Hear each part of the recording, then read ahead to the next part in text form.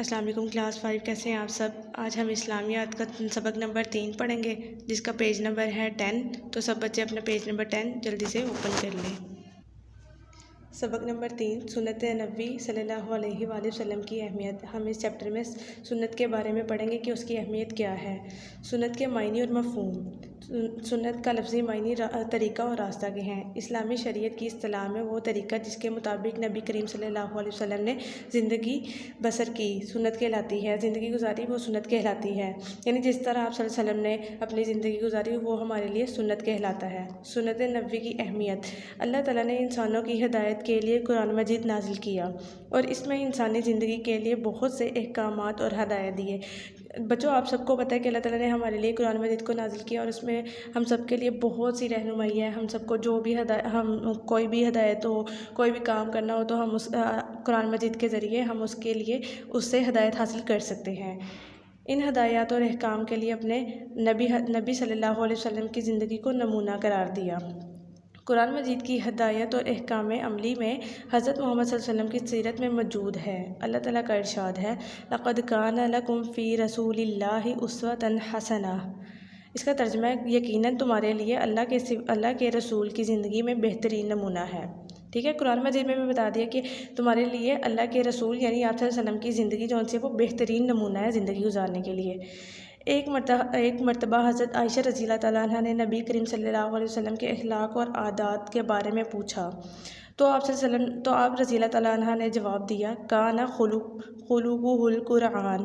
ترجمہ اس کا ہے آپ کا اخلاق تو قرآن ہے، یعنی نبی کریم صلی اللہ علیہ وسلم کے اخلاق قرآن مجید کا عملی نمونہ تھے۔ اس لیے جو شخص قرآن مجید پر عمل کرنا چاہتا ہو اس کے لیے نبی کریم صلی اللہ علیہ وسلم کی سیرت بہترین نمونہ ہے۔ قرآن اور سنت کا باہمی تعلق۔ آپ پڑھ چکے ہیں کہ نبی کریم صلی اللہ علیہ وسلم کی سیرت قرآن کی عملی شکل ہے، اس لیے جب تک سنت نبوی کو سامنے نہ رکھا جائے قرآن پر عمل کرنا ممکن نہیں۔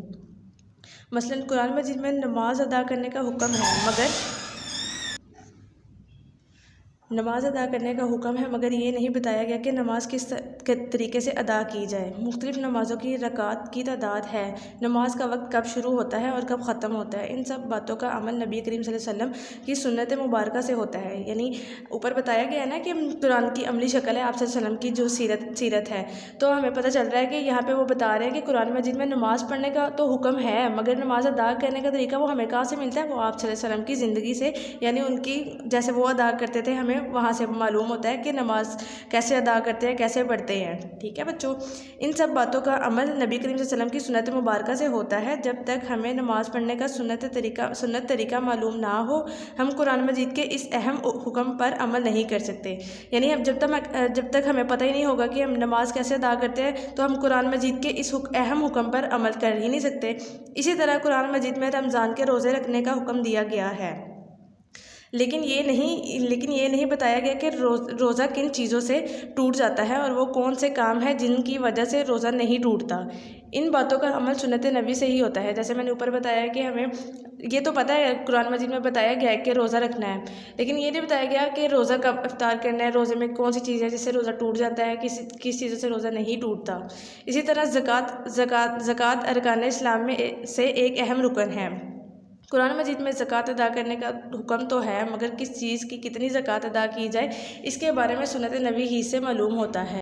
یہی صورتحال قرآن مجید کے دیگر احکام مثلاً حج، جہاد، تجارت وغیرہ کی ہے۔ اس سے ثابت ہوا کہ قرآن مجید پر عمل کرنے کے لیے سنت پر عمل کرنا ضروری ہے، یعنی ہمیں آپ صلی اللہ علیہ وسلم کی سنت پر عمل کرنا ضروری ہے۔ اللہ تعالیٰ کی محبت کا ذریعہ۔ اللہ تعالیٰ کی محبت کے حصول کے لیے اتباع رسول ضروری ہے۔ قرآن مجید میں ارشاد ہے قُلْ إِن كُنتُمْ تُحِبُّونَ اللَّهَ فَاتَّبِعُونِی۔ ترجمہ اس کا ہے کہ کہہ دیجئے اگر تم اللہ سے محبت کرتے ہو تو میری پیروی کرو۔ اتباع کے معنی ہے کسی کے نقش قدم پر چلنا، یعنی زندگی کے ہر قدم پر آپ صلی اللہ علیہ وسلم کی سنت پر عمل کرنا۔ معلوم ہوا کہ کوئی شخص آپ صلی اللہ علیہ وسلم کی سنت کو چھوڑ کر اللہ تعالیٰ کی خوشنودی حاصل نہیں کر سکتا، یعنی کہ آپ صلی اللہ علیہ وسلم کی سنت کو چھوڑ کر ہم اللہ تعالیٰ کو راضی نہیں کر سکتے جب تک ہم آپ صلی اللہ علیہ وسلم کی بتائے ہوئے راستے پر، آپ صلی اللہ علیہ وسلم کی بتائے ہوئے سنتوں پر عمل نہیں کریں گے۔ انسانی زندگی کا بہترین نمونہ۔ حضرت محمد صلی اللہ علیہ وسلم کی سنت انسانی زندگی کے لیے بہترین نمونہ ہے۔ دنیا میں زندگی گزارنے کا اس سے بہتر کوئی نمونہ نہیں ہے کہ آپ نے اٹھنے بیٹھنے، کھانے پینے، سونے جاگنے، چلنے پھرنے کا جو طریقہ اختیار فرمایا ہے وہ بہترین طریقہ ہے۔ آپ کی زندگی صبر اور استقامت کا اعلیٰ نمونہ تھی۔